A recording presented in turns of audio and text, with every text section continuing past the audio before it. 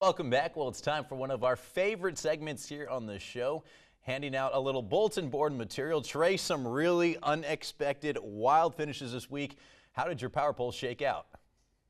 Yeah, Spencer, you know what? To date, this is the most the rankings have moved around in quite some time. Some teams took care of business while others faltered. So let's take a look at the top 5 in Maryland. Shocker at 5. I'm going with the Y-High Indians. And wait, before you say this was a homer pick, it's not. The Indians are 3-3 on the season. All 3 of those losses have come on the road, which typically happens with a young team. On top of that, all of the teams they've lost to this year are above them on this list. So there is your justification, sir. At 4, I'm going with Pocomoke. They drop a spot. Parkside moves up a spot to number 3.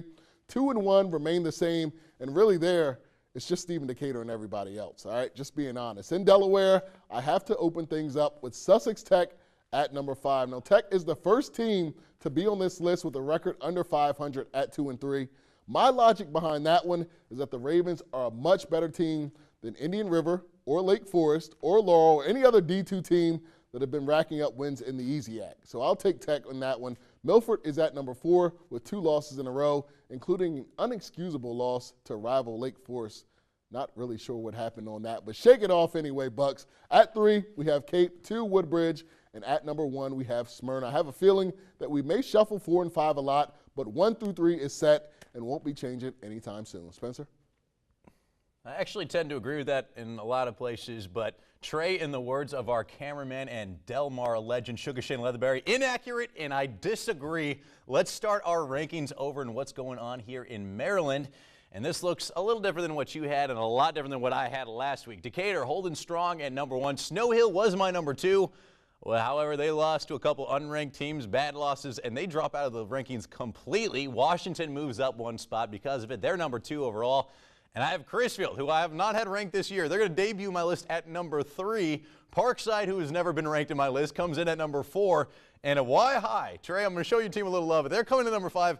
It is a wild, wild year in the Bayside, and believe me, I think you can pretty much shuffle 2 through about 7, and you're going to see a bunch of names kind of come up here throughout the season. Over in the first 8, Smyrna, the undisputed number 1. Woodbridge, a solid number 2, however. And after that, some changes all over the place. Still going to believe in Cape. They had the week off. I don't know what happened when they played Milford, but I still got some belief in them. So they're going to stay at number 3. Milford hanging around at number 4. They're not the first team, nor will they be the last that gets embarrassed by Smyrna. It's going to happen to a lot of people this year.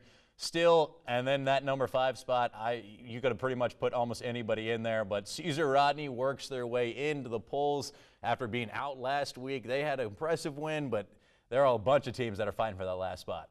All right, it's time for another quick commercial break, but coming up next, it's time to show the ladies some love. Mardella still looking for their first win of the season. Hard to believe that. They're taking on Sussex Tech. Highlights coming up next. I'm Brian Wines, Bucks Wrestling 285, and you're watching Delmarva Sports Insider.